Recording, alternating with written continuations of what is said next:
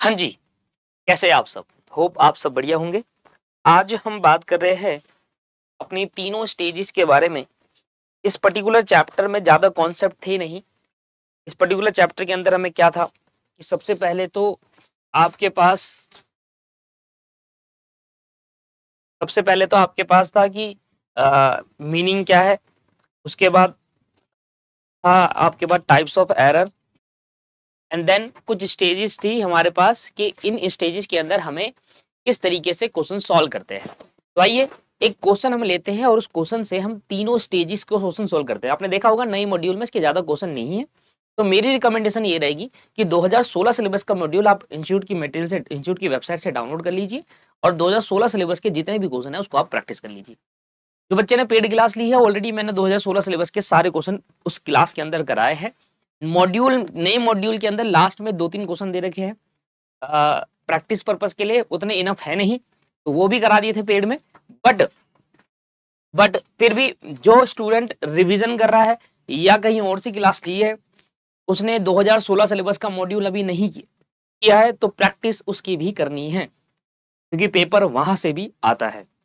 अब बाकी आपकी मर्जी है करना ना करना, बट मेरा रिकमेंडेशन रहेगा 2016 सिलेबस का मटेरियल डाउनलोड कर लेना इंस्टीट्यूट की वेबसाइट से और वहां से उसकी प्रैक्टिस करने लग जाना। आज का दिन जैसे ये वीडियो खत्म हो जाएगी तो उसके बाद आप एक ही क्वेश्चन सभी की करेंगे। क्या मतलब बोल रहा हूँ, जैसे ये वीडियो जब मेरी खत्म हो जाएगी उसके बाद 1 घंटा बैठना फिर से और before preparing trial balance, after preparing but before final account and after final account, तीनों का एक एक लॉन्ग क्वेश्चन आपको करना है प्रैक्टिस के लिए और फिर रिवीजन हो जाएगा आपका। फिर अब आगे बढ़ सकते हैं अगले चैप्टर के लिए। पर यहाँ वीडियो देखने के बाद आपको एक बार खुद से भी अपने हैंड से करना पड़ेगा, ठीक है। चलिए सर, आज ये चैप्टर हम खत्म करते हैं और इस चैप्टर के अंदर हमें एक क्वेश्चन करना है जिसमें हम तीनों स्टेजेस लेते हैं। तो मैंने भी 2016 सिलेबस का मटेरियल उठाया था और वहां से एक क्वेश्चन आपके लिए ये प्रेजेंट किया है जिसके अंदर तीनों स्टेज के बारे में पूछा गया है।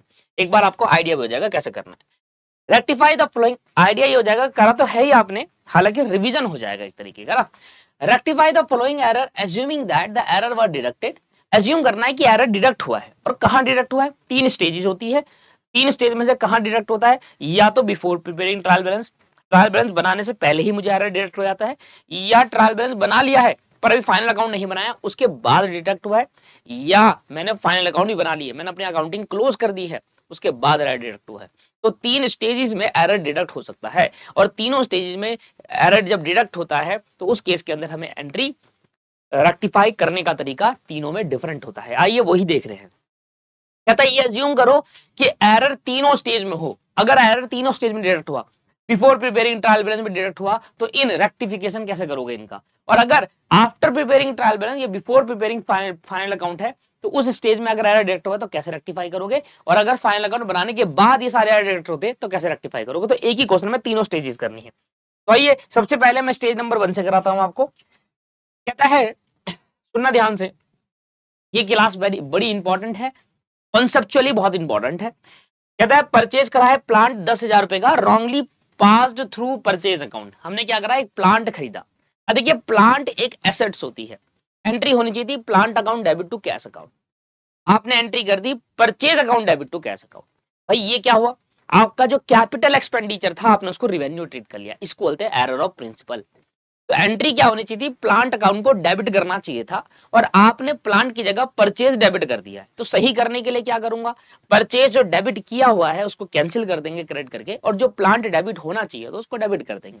आइए तो यहाँ पर देखिए मैं 3 कॉलम बना रहा हूं, आपको नहीं बनाने ऐसे 3 कॉलम, मैं आपको एक ही उसमें समझाने की कोशिश करूंगा तीनों चीजें।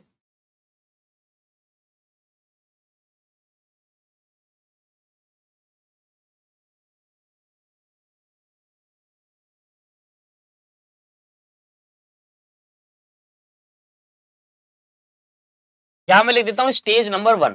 आपको पता है स्टेज नंबर 1 का नाम क्या है, तो नाम नहीं लिख रहा, सिर्फ लिख रहा हूँ stage number 1, before preparing trial balance. इसको बोलेंगे स्टेज नंबर 2, इसको बोलेंगे स्टेज नंबर 3। तीनों स्टेज के यहां पर करूंगा क्योंकि आपको मुझे दिखाना है कि डिफरेंसेस क्या होता है तीनों स्टेज की एंट्री को रेक्टिफाई करने में, है ना। चलिए सबसे पहले एंट्री होगी, सबसे पहली एंट्री होगी प्लांट हमने खरीदा, प्लांट हमने खरीदा और एंट्री होनी चाहिए थी plant account debit to cash account, आपने purchase account debit to cash कर दिया। जो प्लांट डेबिट होना चाहिए था उसकी जगह पर परचेज डेबिट कर रखा है, रेवेन्यू एक्सपेंडिचर मान लिया है, जबकि कैपिटल होना चाहिए था। तो परचेज को हम कैंसिल कर देंगे क्रेडिट करके, और प्लांट जो डेबिट होना चाहिए था वो कर देंगे। तो इसमें पहली एंट्री क्या होगी, प्लांट जो डेबिट होना चाहिए उसको डेबिट करेंगे, प्लांट अकाउंट डेबिट, और to purchase account, plant account debit to purchase account. अगर एरर हमारा डिडक्ट हुआ है स्टेज नंबर 1 में, स्टेज नंबर 1 मतलब ट्रायल बैलेंस अभी बनाया नहीं और मुझे ये गलती पता चल गई थी, तो उस गलती को इस तरीके से सोल्व किया जाए। पर अगर आपने ट्रायल बैलेंस बना लिया है, अगर आपने ट्रायल बैलेंस बना लिया है, तो ऐसे केस के अंदर आपका जो एरर है वो कैसे ठीक होगा, स्टेज नंबर 2 के हिसाब से एरर सेम वैसे ही सही होगा जैसे स्टेज नंबर 1 में किया था। जहां पर दोस्तों डबल साइडेड एरर होते हैं, सुनना ध्यान से क्या कह रहा हूं, डबल साइडेड एरर के अंदर स्टेज 1 और स्टेज 2 में सिमिलर तरीके की एंट्री होती है, क्योंकि यहां पर एंट्री पास की जाती है और दोनों एरर को ठीक किया जाता है। स्टेज नंबर 1 और स्टेज नंबर 2 में फर्क क्या है, फिर अभी बताऊंगा फर्क क्या है। बट जब डबल साइडेड एरर होगा, जहां पर दो अकाउंट में गलती होगी, वहां पर जो एंट्री इधर होनी है स्टेज नंबर 1 में, वही एंट्री इधर भी होगी, चाहे आपने ट्रायल बैलेंस बना लिया हो, ठीक, या बनाने से पहले एरर डिडक्ट हो गया हो। तो यहां पर भी सेम एंट्री होगी, plant account debit to purchase account. Purchase debit किया था तो कैंसिल कर दिया है, और प्लांट जो डेबिट होना चाहिए था वो हमने डेबिट कर दिया है। कितने से भाई, 10,000 से। सर इसका बताओ, अभी बताता हूँ, इसका तो बात की बात है, इसको मैं बाद में बताऊंगा, पहले इन दोनों को आपको समझाता हूँ। तो पहली आपको एंट्री समझ में आ गई, स्टेज नंबर 1 और स्टेज नंबर 2। स्टेज नंबर 1 2 क्या है, मैं दोबारा रिपीट कर रहा हूं, एरर कौन सी स्टेज में डिडक्ट किया आपको कब पता चला कि आपकी गलती हुई, स्टेज 1 में पता चला, ये स्टेज 2 में पता चला। अगर स्टेज 1 में पता चला तो ये एंट्री होगी, अगर स्टेज 2 में पता चला ये एंट्री होगी, स्टेज 3 में पता चला होगा तो ये एंट्री होगी, अभी बताऊंगा, ठीक। तो फिर इन दोनों में फर्क क्या है, फर्क आगे आएगा, देखिए अगली एंट्री में आएगा फर्क। कहता है sale day book, sale day book का मतलब होता है सेल बुक, सेल अकाउंट एक तरीके का। वास कास्ट शॉर्ट, शॉर्ट का मतलब होता है कम, कम दिखाया गया है 1000 रुपए से। सेल का नेचर होता है क्रेडिट, ये एक नॉमिनल नेचर होता है, इनकम मानते हैं इसको, रेवेन्यू बोल लो। सेल का नेचर क्रेडिट होता है और सेल को क्रेडिट में कम दिखाया है। शॉर्ट का मतलब होता है कास्ट, शॉर्ट का मतलब टोटल, कास्ट का मतलब क्या होता है, टोटलिंग में आपने 1000 रुपए कम दिखाया, तो सेल बुक के अकाउंट में 1000 रुपए कम दिखाए। अब सेल बुक का नेचर होता है क्रेडिट, तो क्रेडिट साइड में आपने 1000 रुपए कम दिखाए। अब ठीक करने के लिए क्या करना होगा, क्रेडिट साइड में 1000 रुपए जो कम दिखाया है उसको बढ़ा दो, ठीक हो जाएगा, सिंपल है। क्रेडिट साइड में जो आपने 1000 रुपए कम दिखाया उसको बढ़ा देंगे। अब अगर आपका एरर ट्रायल बैलेंस बनाने से पहले ही डिडक्ट कर लिया, स्टेज नंबर 1 में हुआ, अभी आपने ट्रायल बैलेंस नहीं बनाया था और आपको पता चल गया कि यार सेल बुक में क्रेडिट साइड में 1000 रुपए कम दिखाए हैं, तो ऐसे केस के अंदर इसको ठीक करने के लिए स्टेज नंबर 1 में एंट्री पास नहीं होती, क्योंकि ये वन साइडेड एरर है। इसमें एक स्टेटमेंट से हम एरर को ठीक करते हैं। कैसे, सेल डे बुक,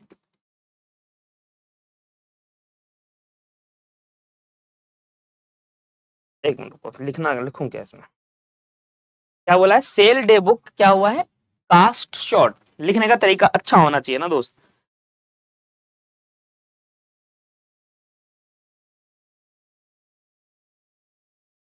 कम कर दिया तो हम क्या करेंगे, सेल डे बुक को बढ़ा देंगे। Sale day book will be credited, will be credited, credited by 1000 rupees, will be credited by 1000।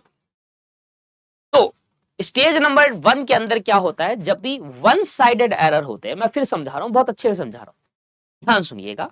Stage number 1 के अंदर जब भी वन साइडेड एरर होंगे तो उसमें एंट्री पास करके रेक्टिफाई नहीं किया जाता।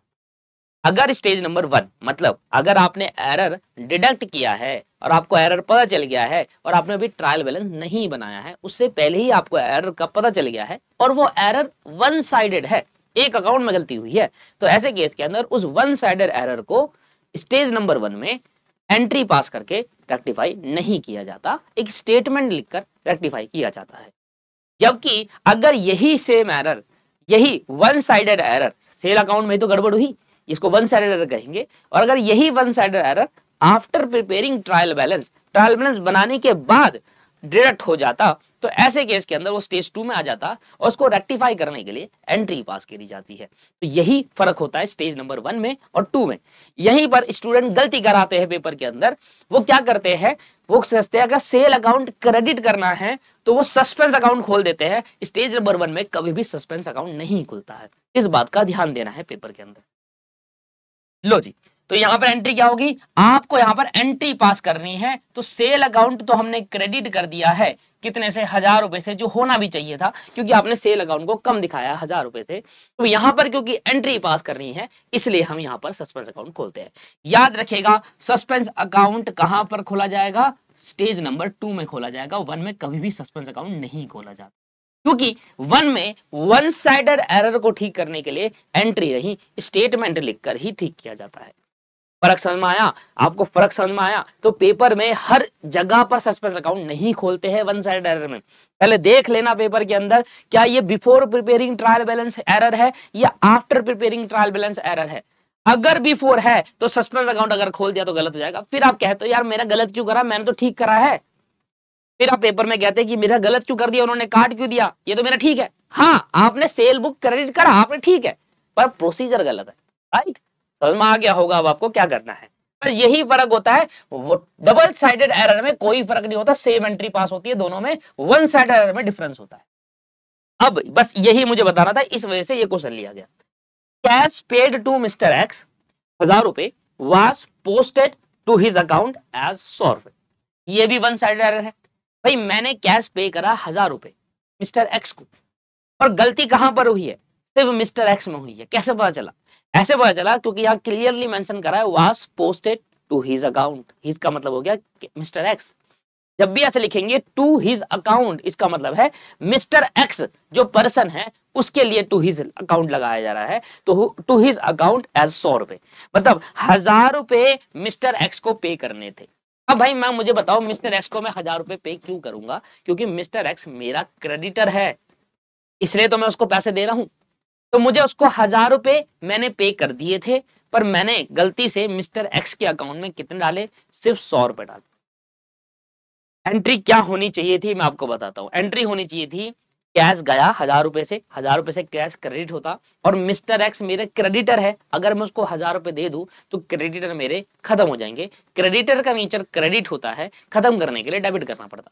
तो एंट्री होती mister X account debit to cash account 1000 रुपए 1000 रुपए, ये करेक्ट एंट्री होती। Mister X account debit to cash 1000 रुपए 1000 मिस्टर एक्स को डेबिट किया जाता क्योंकि लायबिलिटी खत्म कर रहे हैं पेमेंट करने से।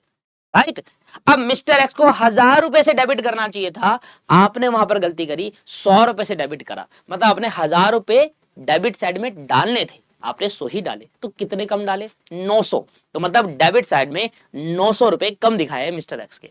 इसलिए अब अगर ये वन साइडेड एरर है तो इस वाले में क्या होगा, यहां पर स्टेटमेंट लिखकर रेक्टिफाई किया जाएगा। Mister X account will debited bye will be debited by Mr. X account will be debited by ₹900। ये है फर्क दोस्तों। अगर ये एरर हमारा ट्रायल बैलेंस बनाने से पहले स्टेज नंबर 1 में ही एरर डिटेक्ट हो जाता है तो एंट्री पास करके नहीं किया जाता रेक्टिफाई, स्टेटमेंट करके रेक्टिफाई किया जाता है। जबकि अगर ये स्टेज नंबर 2 में रेक्टिफाई होता, अगर यही एंट्री स्टेज नंबर 2 पे आई होती आफ्टर प्रिपेयरिंग ट्रायल बैलेंस, तो क्या सर पेपर में हमें मेंशन किया जाएगा क्या ये बिफोर प्रिपेयरिंग है या आफ्टर प्रिपेयरिंग? बिल्कुल किया जाएगा मेंशन। पेपर में आपको जरूर बताया जाएगा कि कौन सी स्टेज में आपको रेक्टिफाई करना है। तो अगर ये स्टेज नंबर 2 में होता तो मैं यहाँ पर एंट्री पास करता, तो इस केस के अंदर मिस्टर एक्स अकाउंट डेबिट करता 900 से, जो होने चाहिए थे। मैंने यहाँ पर वही लिखा है, मिस्टर एक्स को डेबिट करो 900 से, पर क्रेडिट करने के लिए कुछ नहीं है क्योंकि ये वन साइडेड एरर है और स्टेज 2 में सस्पेंस अकाउंट खोल दिया जाता है। अब मान लिया जो स्टूडेंट, अब मेरी बात सुनो, जो स्टूडेंट सेल्फ स्टडी कर रहे हैं, अगर आपको पहले ये बातें नहीं पता थी तो जरूर कमेंट करके बताइएगा कि हाँ सर आपकी वीडियो देखकर ही हमें पता चला, मुझे नहीं पता था ये पहले कि ये सब चीजें भी होती है, इसके अंदर देखना पड़ता है, मैं तो सस्पेंस अकाउंट खोल देता था।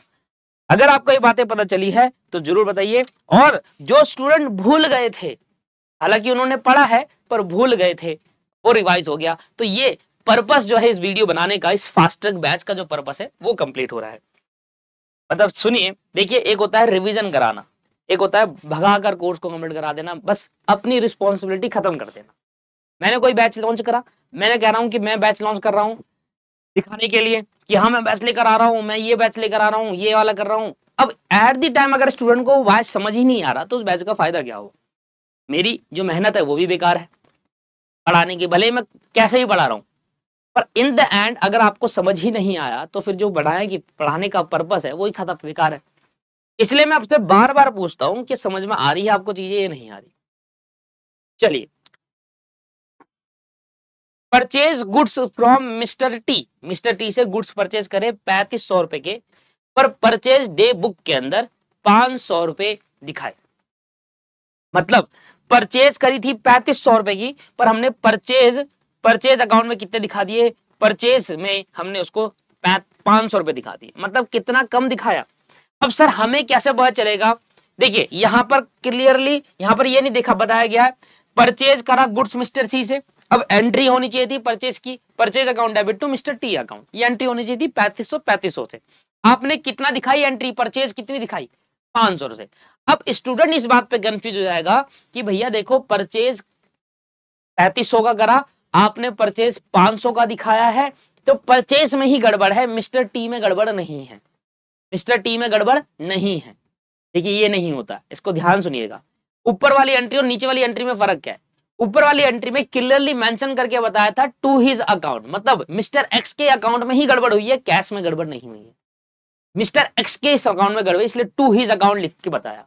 यहां पर ऐसा कुछ नहीं बताया कि to his account mister T के अकाउंट में गड़बड़ हुई है। यहां पर कहा भाई परचेज में ही गड़बड़ कर दी। परचेज में गड़बड़ करने का मतलब हुआ कि जो परचेज 3500 की दिखानी चाहिए थी आपने उसको 500 की दिखाई, मतलब टोटली पूरी गलती करी है। तो एंट्री जो होनी चाहिए थी परचेज टू टी, एंट्री तो वही करी है, बस एंट्री 3500 से होनी चाहिए थी, आपने 500 से करी है। तो आपने कितना कम दिखाया? 3000 कम दिखाया, कर दो 3000 से और एंट्री वही सेम। भाई एंट्री होनी चाहिए थी purchase account debit to T account, ये एंट्री होनी चाहिए थी, परचेज करा और टी से खरीदा है, तो टी हमारे लिए क्या बन गया? क्रेडिटर। तो purchase account debit to T होनी चाहिए थी 3500 से, आपने 500 से दिखाया, परचेज को पूरा 500 दिखा दिया, तो आप 3000 से और दिखा दो। तो एंट्री क्या होगी सर? फोर्थ एंट्री होगी परचेज अकाउंट डेबिट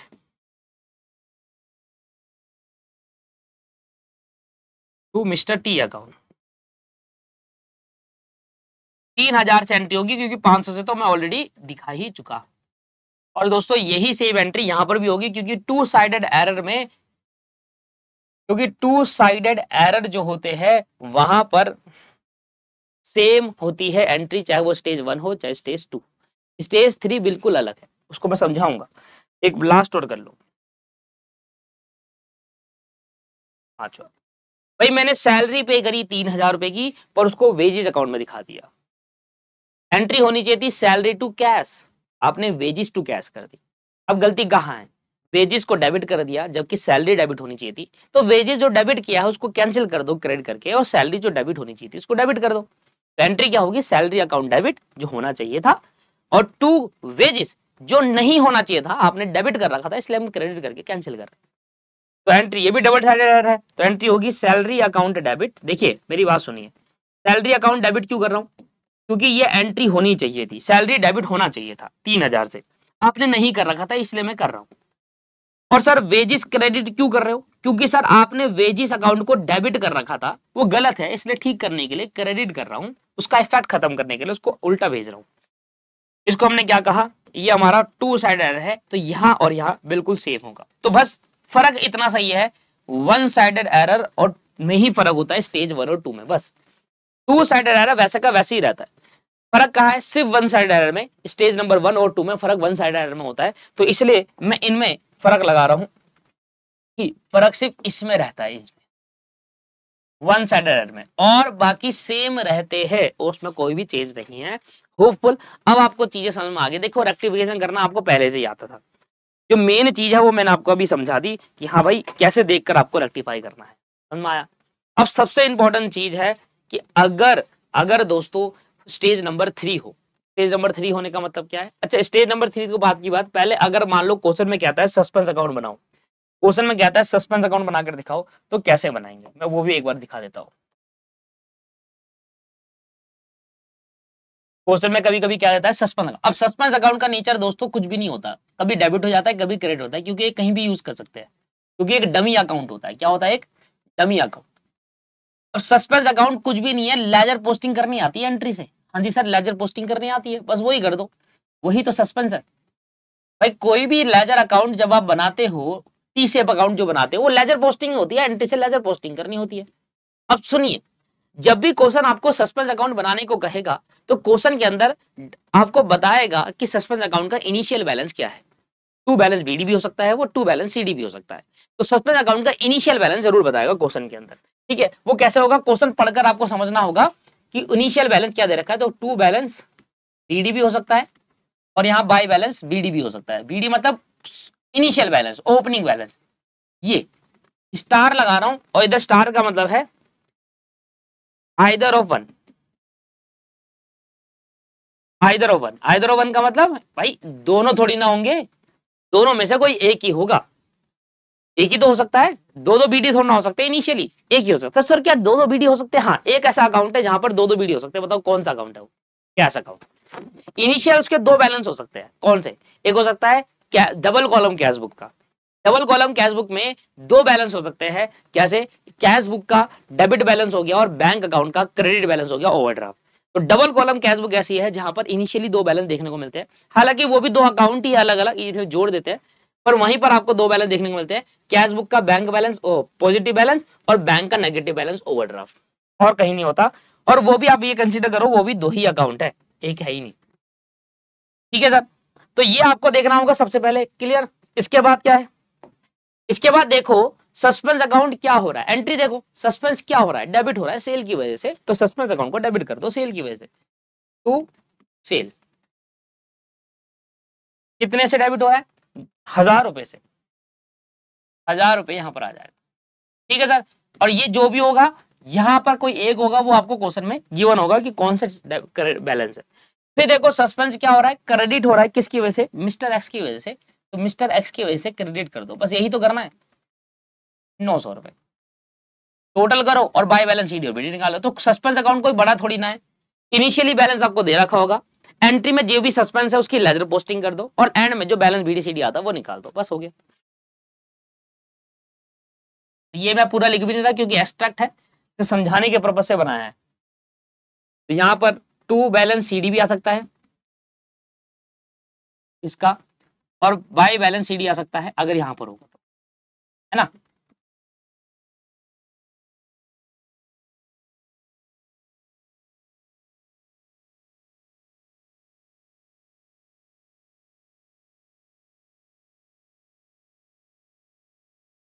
आइदर ऊपर, क्लियर है जी, बात समझ में आ गई। इस तरीके से बनता है, लेजर पोस्टिंग होती है। अब आ जाते हैं हम अपने मेन अकाउंट के अंदर, और मेन अकाउंट में फर्क क्या होता है जरा ध्यान समझिएगा। देखिए जब बात होती है भाई मैंने फाइनल अकाउंट बना दिए है, फाइनल अकाउंट बनाने का मतलब क्या है? फाइनल अकाउंट बनाने का मतलब है भाई मैंने अकाउंटिंग ही क्लोज कर दी। सर क्या पेपर में अंदर, क्या क्वेश्चन के अंदर क्लियरली मेंशन किया जाएगा कि आपकी स्टेज नंबर 3 है? सर कैसे मेंशन किया जाएगा? वो लिखेगा books account is closed. Paper के अंदर जब लिखा जाएगा तो क्या लिखा जाएगा? बुक्स ऑफ अकाउंट क्लोज हो गए, ऐसा लिखा जाएगा कि आपके बुक्स ऑफ अकाउंट क्लोज हो गए हैं। उसके बाद एरर मिला है, तो उसी को कहते हैं स्टेज नंबर 3, कि मैंने बुक्स ऑफ अकाउंट क्लोज कर दिए आपने, अब मुझे एरर मिला है।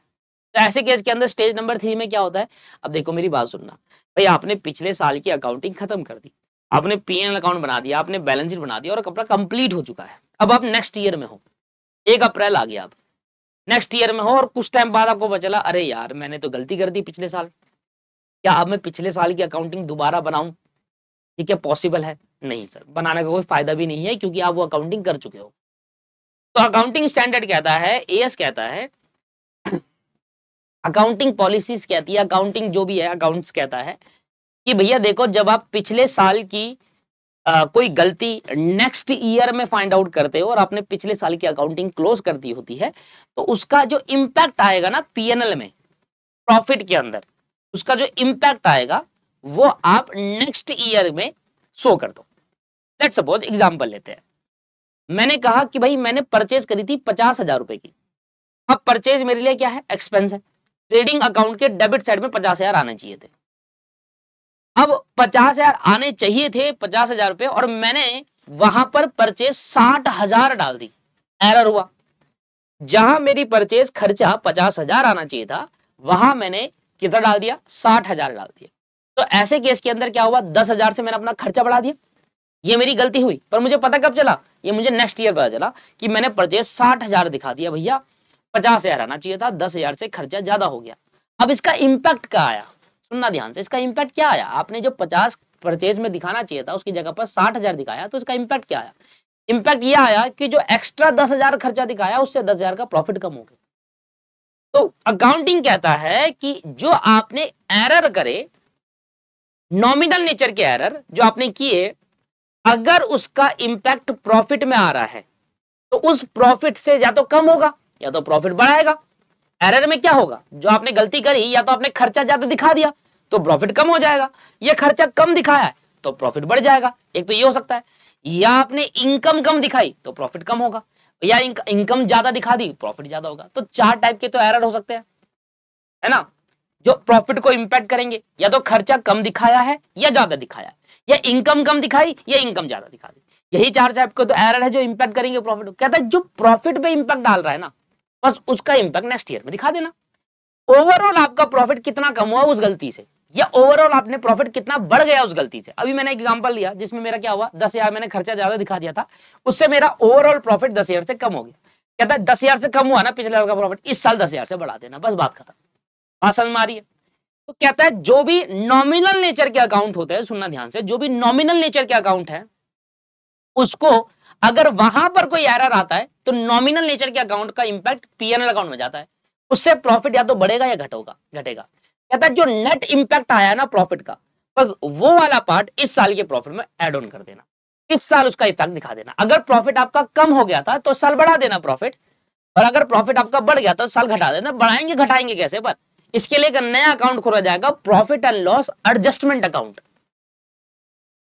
कहता है अगर प्रॉफिट के इंपैक्ट को, पिछले साल के प्रॉफिट के इंपैक्ट को अगर इस साल पे दिखाना है तो आपको एक अकाउंट खोलना होगा, profit and loss adjustment account, और उस अकाउंट से अब पिछले साल के जो इंपैक्ट आया प्रॉफिट में गलती की वजह से, वो तो ठीक नहीं हो सकती अब क्योंकि अकाउंट क्लोज हो गए, तो जो भी इंपैक्ट आया था प्रॉफिट के अंदर वो इंपैक्ट आप इस साल की अकाउंटिंग में दिखा देना। ये है स्टेज नंबर 3। बात समझ में आ गई, सिंपल है। अगर सही से तरीके से आपको एक्सप्लेन किया है तो आपको समझ में आ गई होगी बात मैं क्या कहना चाह रहा हूं।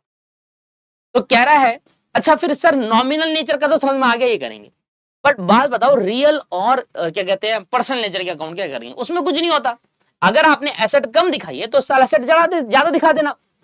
एसेट तो आपकी पिछले साल भी उतनी थी। लेट्स सपोज, एक मैं दोबारा एग्जांपल, नॉमिनल नेचर में क्यों ऐसा करते हैं, जब नॉमिनल नेचर के अकाउंट में ही नया अकाउंट खोला जाता है डमी, क्योंकि वो पीएनएल अकाउंट बनकर प्रॉफिट निकल चुका है, वहां आप छेड़खानी नहीं हो सकती। अपनी बात सुनो, पिछले साल मेरे पे एक मशीन पड़ी थी 1 लाख रुपए, वो कैरी फॉरवर्ड होगी ना 1 लाख की मशीन इस साल।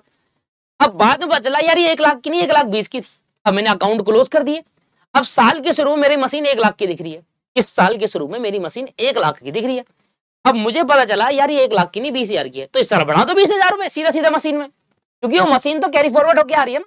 तो जो भी एसेट है मेरे पे वो डायरेक्टली कैरी फॉरवर्ड होकर आती है अगले साल, तो उसके लिए मुझे नया अकाउंट की खोलने की जरूरत है।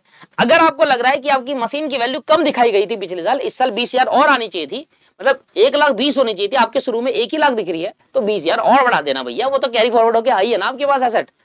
तो जो भी एसेट्स होती है, जो भी लाइबिलिटी होती है, पिछले साल जो बैलेंस शीट बनाई होगी उसमें जितनी भी एसेट होगी और जितनी भी लाइबिलिटी होगी, और अगले साल में एक ओपनिंग एंट्री पास करके उस एसेट और लाइबिलिटी को रिकॉर्ड करते हैं। आपको पता है ये चीजें, पिछले साल बैलेंस शीट में जितनी भी एसेट और लाइबिलिटी होती है ना, उन सभी एसेट और लाइबिलिटी की एक ओपनिंग एंट्री पास करते हैं करंट ईयर के, नेक्स्ट ईयर के बिगनिंग में, जिससे ये पता होता है कि पिछले साल से ये कैरी फॉरवर्ड होके आया हुआ है।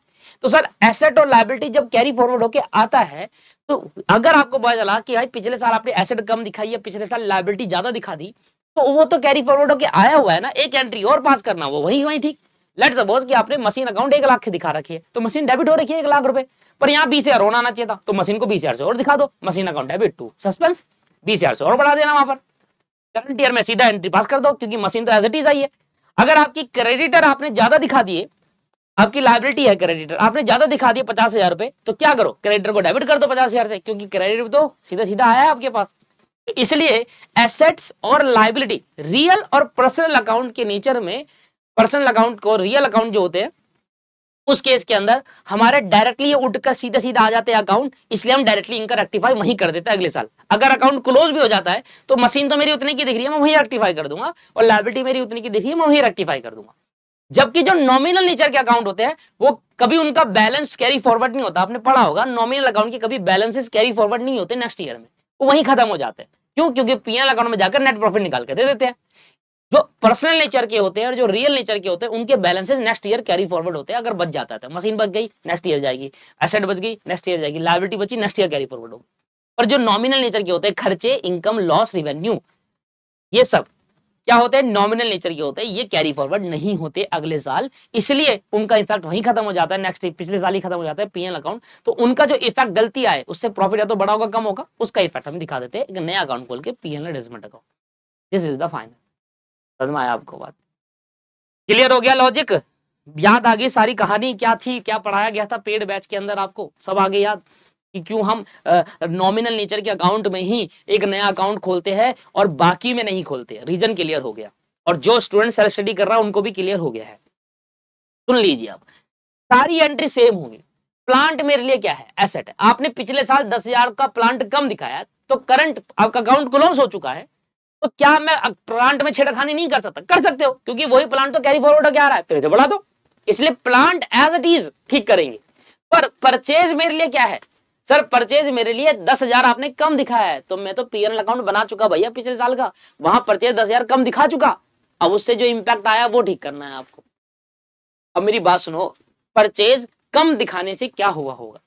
सर परचेज को आपने खर्चा, परचेज क्या है? खर्चा, खर्चा आपने कम दिखाया तो प्रॉफिट उतने से बढ़ जाएगा। खर्चा कम करोगे तो प्रॉफिट बढ़ जाएगा ना। तो क्या करना है इस बार? प्रॉफिट बढ़ा देना करंट ईयर का। भाई अब क्या करे भाई, अकाउंट परचेज अकाउंट तो ट्रेडिंग अकाउंट में जा चुका भैया, और ट्रेडिंग अकाउंट में जाने से वो प्रॉफिट भी निकल चुका, तो अब मैं उसको छेड़खानी नहीं कर सकता। परचेज में तो कुछ भी नहीं कर सकता क्योंकि अकाउंट क्लोज हो चुका है। अब नेक्स्ट ईयर में क्या देखूंगा कि परचेज आपने 10,000 कम दिखाया था जिसकी वजह से मेरा प्रॉफिट बढ़ गया था। सॉरी हाँ, इसकी वजह से मेरा प्रॉफिट क्या हो गया था? बढ़ गया था। सर परचेज खर्चा है, खर्चा नहीं रुक जा, ज्यादा दिखाया ना इसलिए परचेज क्रेडिट करा है, माय मिस्टेक। परचेज ज्यादा दिखाया इसलिए परचेज क्रेडिट करके कम करा है, ठीक है। परचेज आपने क्या दिखाया? ज्यादा दिखाया।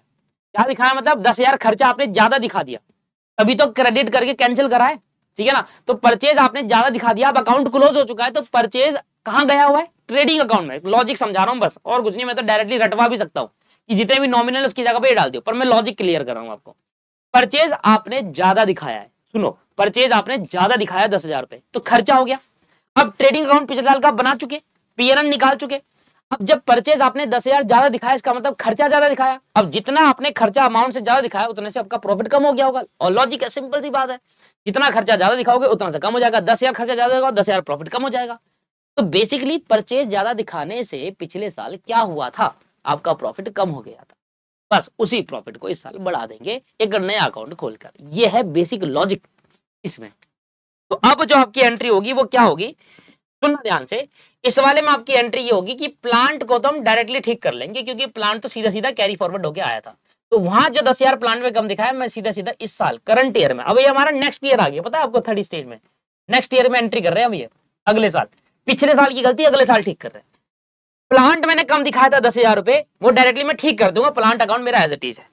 बट सर मेरा परचेज भी मैंने ज्यादा दिखा दिया था, अब परचेज को डायरेक्टली कम नहीं कर सकता ना मैं। लॉजिक समझिए, क्योंकि अकाउंट क्लोज हो चुका है, इसलिए अब क्या करूंगा, परचेज से होने वाला इफेक्ट क्या था प्रॉफिट में वो ठीक करूंगा। परचेज ज्यादा दिखाने से खर्चा ज्यादा दिखा दिया, बेसिकली ये हुआ। परचेज ज्यादा दिखाने से खर्चा ज्यादा दिखाया, अब खर्चा ज्यादा दिखाया तो प्रॉफिट कम हो गया। तो बेसिकली ये जो एरर करा मैंने परचेज को ज्यादा दिखाने से मेरा प्रॉफिट कम हो गया था, तो बढ़ा दो। प्रॉफिट को बढ़ाने के लिए क्रेडिट करते हैं, इसलिए आ जाता है पीएनएल एडजस्टमेंट अकाउंट। बात समझ में आ गई क्या?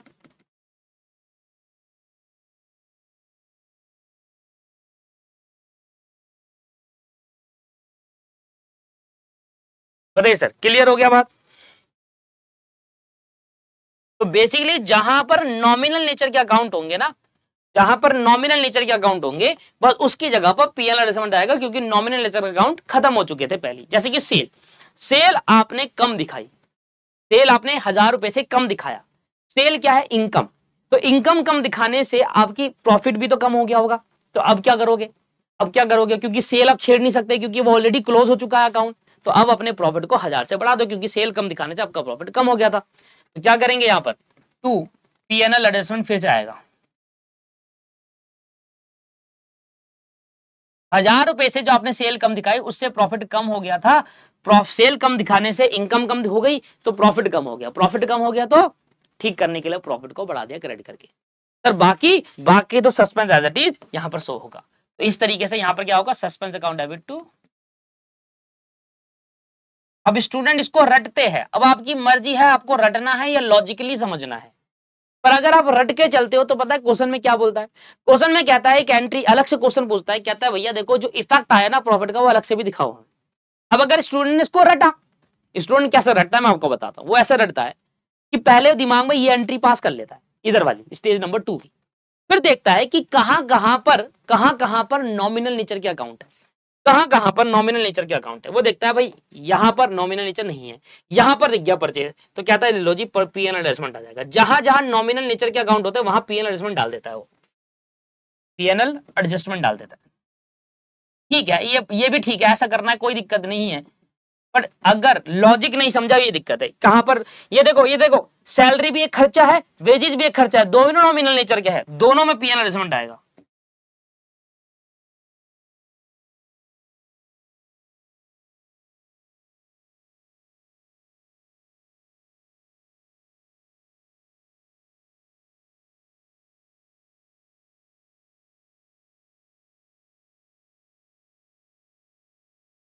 अभी लॉजिक देता हूं मैं आपको।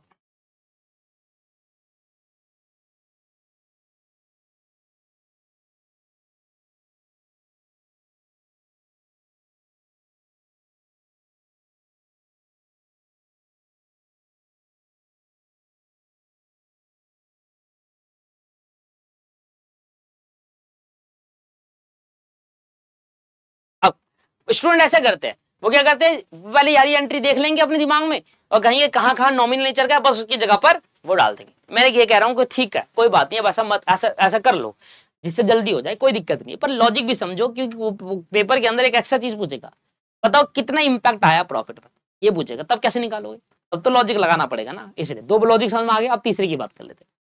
भाई मिस्टर एक्स को आपने 900 रुपए कम दिखाया था, मिस्टर एक्स एक पर्सनल नेचर के अकाउंट है, ये डायरेक्टली कैरी फॉरवर्ड हुआ होगा, तो इसको हमें क्या करना है, मिस्टर एक्स हमारे इस साल दिख रहे होंगे कि मिस्टर एक्स को हमने 100 रुपए दिखा रखा है as a creditor, sorry mister X को 1000 रुपए पे करा था, क्रेडिटर थे हमारे, तो मिस्टर एक्स 1000 रुपए शो हो रहे होंगे इस साल के शुरुआत में क्योंकि क्रेडिटर है।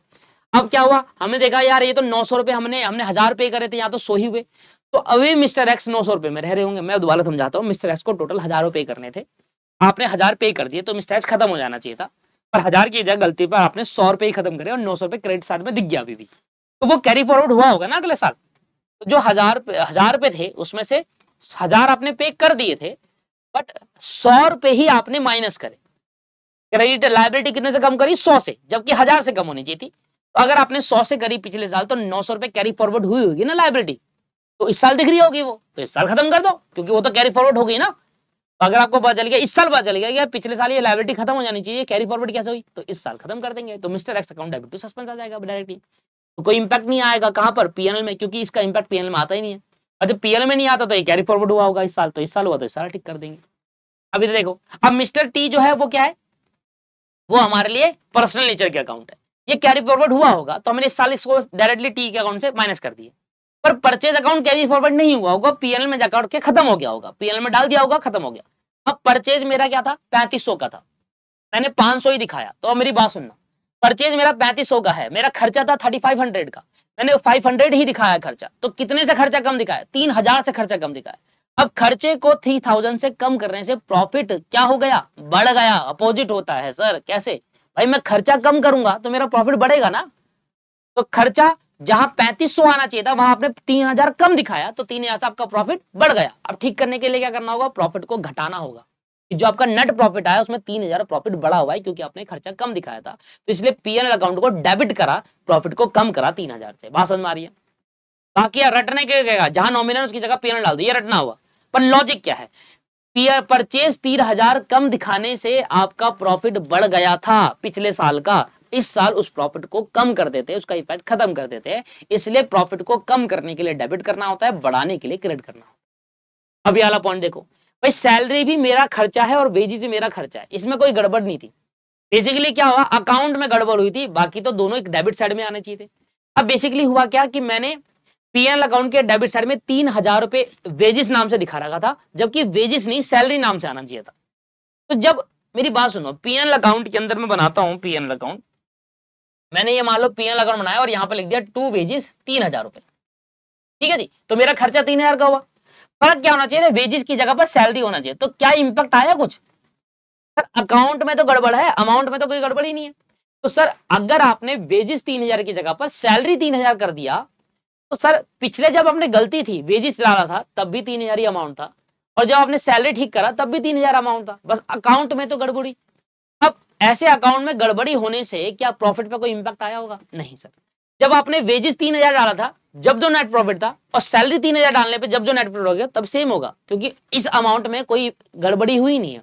अमाउंट में दिक्कत नहीं थी, दिक्कत थी अकाउंट में। तो अकाउंट के चेंज होने से इस पे कोई इंपैक्ट नहीं आया, जो इस पे इंपैक्ट नहीं आया तो नेट प्रॉफिट पे भी कोई इंपैक्ट नहीं आया होगा। इसलिए हमने क्या करा, भाई वेजेस सैलरी अकाउंट, आपने सैलरी दिखाना था, ठीक है, आपने प्रॉफिट कम करा और फिर प्रॉफिट बढ़ा दिया, तो नलीफाई हो गया इफेक्ट, इसलिए कोई इंपैक्ट आया ही नहीं। इस एंट्री से मेरे प्रॉफिट में कोई इंपैक्ट नहीं आया, तो प्रॉफिट बढ़ाओ और प्रॉफिट घटाओ, खत्म, कोई इंपैक्ट नहीं, नलीफाई हो गया। समझ में आ गई बात? क्लियर हो गया? ये है इधर स्टेज नंबर 3। तो बेसिकली हुआ क्या, पहले वाले में आपका 10,000 से प्रॉफिट बढ़ाया, दूसरे वाले पे 10,000 से प्रॉफिट बढ़ाया। अब आपसे पूछेगा कि नेट कितने से आपने प्रॉफिट बढ़ाया है घटाया है। पेपर में एक सवाल आता है, पेपर में क्वेश्चन के साथ आपसे एक्स्ट्रा चीज भी पूछता है, वो कहता है बताओ नेट इंक्रीमेंट हुआ प्रॉफिट में या नहीं हुआ। अब नेट इंक्रीमेंट हुआ या नहीं हुआ, इसके लिए आपको क्या देखना होगा, लॉजिक लगाना होगा। तो आपने देखना है कि भैया बताओ पहले फर्स्ट एंट्री में क्या हुआ, 10,000 से प्रॉफिट बढ़ गया, तो आप कहोगे पहली एंट्री में मेरा 10,000 से प्रॉफिट बढ़ा। Where is calculator? 10,000 से प्रॉफिट बढ़ा पहली एंट्री में, ठीक है। दूसरी एंट्री में भी 10,000 से प्रॉफिट बढ़ाया, ठीक है जी। 11,000 से ओवरऑल प्रॉफिट बढ़ा। फिर हमने क्या करा, 3,000 से प्रॉफिट को कम किया, 3,000 से प्रॉफिट को कम किया तो 8,000 हुआ। इससे तो नलीफाई हो गया था इफेक्ट। बेसिकली क्या हुआ कि हमने जब ये सारी एंट्री पास करी, इससे ओवरऑल प्रॉफिट हमारा 8,000 से बढ़ाएंगे। पहले यहां से 10,000 और 1,000 से प्रॉफिट को कम बढ़ाएंगे, मतलब 11,000 से प्रॉफिट को बढ़ाएंगे और 3,000 से कम करेंगे, तो ओवरऑल हमारा जो प्रॉफिट बढ़ा वो 8,000 से बढ़ गया। मतलब हम ये कह सकते हैं कि हमने पिछले साल 8,000 प्रॉफिट को कम दिखाया था नेट ओवरऑल, सारी गलतियों को ठीक करने से देखा पता चला 8,000 प्रॉफिट कम दिखाया था। तो इस साल के पीएनएल अकाउंट में 8,000 प्रॉफिट बढ़ा देंगे पिछले साल की गलती को, मिस्टेक को ठीक करने के लिए। This is the pure concept of all the stages. तो यही है दोस्तों, और यही हमारा चैप्टर खत्म होता है। और अब अगली क्लास के अंदर हम नया चैप्टर स्टार्ट करेंगे। हो गया ना जल्दी खत्म, क्योंकि ये चैप्टर छोटा था, डेप्रिसिएशन के अंदर कंसेप्ट बहुत सारे थे, इसलिए वो ज्यादा बड़ा था। अब इसके बाद हमारा जो नेक्स्ट चैप्टर चलने वाला है वो है बिल ऑफ एक्सचेंज। और सर अगर आपको एक क्लासेस अच्छी लग रही है तो इस क्लासेस को जरूर शेयर करें। अगर आप लिंक शेयर नहीं कर सकते तो आप व्हाट्सएप पे, टेलीग्राम पर स्टूडेंट को बता सकते हैं कि दीपक क्लासेस के अंदर फास्ट ट्रैक बैच है, आप उसको देख लीजिए, वो आपको ज्यादा बेटर भी समझ में आएगा। ये इस तरीके से आप कह सकते हैं अगर आप कहना चाहे तो। और बाकी आप वीडियो शेयर कर सकते हैं। लिंक तो देखो डिसेबल होता है हर टेलीग्राम चैनल के अंदर, व्हाट्सएप पे नहीं होता, वहां कर सकते हैं। और प्लेलिस्ट को शेयर करा करिए, प्लेलिस्ट जो मैंने प्लेलिस्ट बना रखी है वहां शेयर करिए। तो उससे क्या होगा, ओवरऑल प्लेलिस्ट जब आप शेयर करोगे तो जब स्टूडेंट उस पर क्लिक करेंगे तो ओवरऑल टॉप पर दिखाई देने लगेगी यूट्यूब पर, और कुछ टाइम पर ये टॉप पर आ जाएगी। फिर कोई भी स्टूडेंट जब सर्च करेगा फाइनेंशियल अकाउंटिंग या कोई भी चैप्टर, तो वो दिखेगी वीडियो वहां पर कि हाँ ये पर्टिकुलर कोर्स मिल जाएगा। हालांकि ये फास्ट ट्रैक है पर सारे कॉन्सेप्ट मैं आपको बता रहा हूँ, और जो सेल्फ स्टडी करने वाले स्टूडेंट है उनको भी क्लियरली मेंशन हो ही रही है चीजें। बस दिक्कत यही है, अगर वो रिवीजन नहीं करेंगे तो फेल हो जाएंगे। रिवीजन बहुत जरूरी है इस क्लास के बाद। तो इस क्लास के बाद आपको 2016 सिलेबस की बुक उठानी है और सारे क्वेश्चन है सबको कर देने हैं, भले एक दिन पूरा लग जाए पर कर लो, इससे चैप्टर कंप्लीट हो जाएगा आपका। चलिए सर खत्म करते हैं, और नेक्स्ट क्लास में हम स्टार्ट करेंगे एक नया चैप्टर जिसका नाम होगा बिल ऑफ एक्सचेंज। सारे चैप्टर खत्म कराऊंगा धीरे धीरे। Bye bye, take care, have a nice day.